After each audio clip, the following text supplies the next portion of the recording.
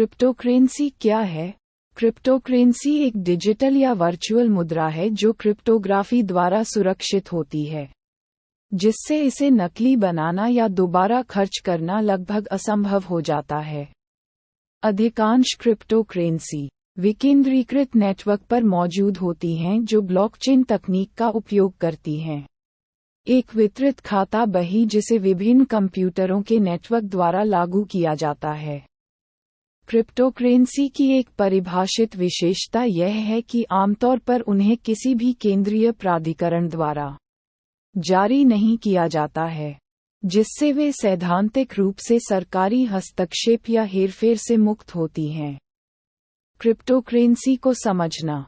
Cryptocurrency digital या virtual मुद्राएं हैं जो क्रिप्टोग्राफिक सिस्टम पर आधारित होती हैं। वे तृतीय पक्ष मध्यस्थों के बिना सुरक्षित ऑनलाइन भुगतान को सक्षम बनाती हैं। क्रिप्टो विभिन्न एन्क्रिप्शन एल्गोरिदम और क्रिप्टोग्राफिक तकनीकों को संदर्भित करता है जो इन प्रविष्टियों को सुरक्षित रखते हैं, जैसे अंडाकार वक्र एन्क्रिप्शन, सार्वजनिक निजी कुंजी जोड़े, और हैशिंग कार्य। बिटकॉइन और अन्य क्रिप्टोकरेंसी की अपील और कार्यक्षमता का केंद्रीय भाग ब्लॉकचेन तकनीक है। जैसा कि इसके नाम से पता चलता है, एक ब्लॉकचेन मूल रूप से एक ऑनलाइन खाता बही पर जानकारी के जुड़े ब्लॉकों का सेट है।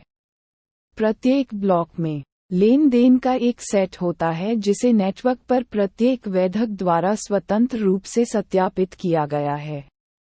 हर नया ब्लॉक उत्पन्न होने से पहले सत्यापित किया जाना चाहिए, जिससे लेनदेन इतिहास को नकली बनाना लगभग असंभव हो जाता है।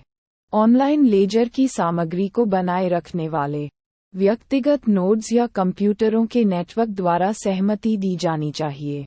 विशेषज्ञों का कहना है कि ब्लॉकचेन तकनीक कई उद्योगों, आपूर्ति श्रृंखलाओं और प्रक्रियाओं जैसे ऑनलाइन मतदान और क्राउडफंडिंग में उपयोगी हो सकती है। JP Morgan chase and company (JPM) जैसी वित्तीय संस्थाएं भुगतान प्रसंस्करण को सरल बनाकर लेनदेन लागत को कम करने के लिए ब्लॉकचेन तकनीक का उपयोग कर रही हैं। कंसेंसीज ने JP मॉर्गन से क्वोरम प्लेटफॉर्म का अधिग्रहण किया। क्रिप्टोकरेंसी के प्रकार जिस ब्लॉकचेन पर वे बने हैं उस पर काम को सुविधाजनक बनाने के लिए कई क्रिप्टोकरेंसी बनाई गईं। उदाहरण के लिए, एथेरियम के ईथर को लेनदेन को मान्य करने और ब्लॉक खोलने के लिए भुगतान के रूप में उपयोग करने के लिए डिज़ाइन किया गया था। जब सितंबर 2022 में ब्लॉकचेन प्रूफ ऑफ स्टेक में परिवर्तित हुआ, तो ईथर (ETH) को ब्लॉकचेन के स्टेकिंग तंत्र के रूप में एक अतिरिक्त कर्तव्य विरासत में मिला। 3 रिपल के XRP को बैंकों द्वारा विभिन्न भौगोलिक क्षेत्रों के बीच स्थानांतरण की सुविधा के लिए उपयोग करने के लिए डिज़ाइन किया गया है। चूंकि बाजार में बहुत सारी क्रिप्टोकरेंसी हैं, इसलिए क्रिप्टोकरेंसी के प्रकारों को समझना महत्वपूर्ण है। ये जानने से कि आप जिस सिक्के को देख रहे हैं उसका कोई उद्देश्य है या नहीं, आपको ये तय करने में मदद मिल सकती है कि क्या यह निवेश करने लायक है। एक उद्देश्य वाली क्रिप्टोकरेंसी उस क्रिप्टोकरेंसी की तुलना में कम जोखिम भरी होने की संभावना है जिसका कोई उपयोग नहीं है।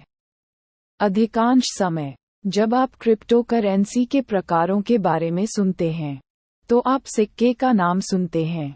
हालांकि सिक्के के नाम सिक्के के प्रकार से भिन्न होते हैं।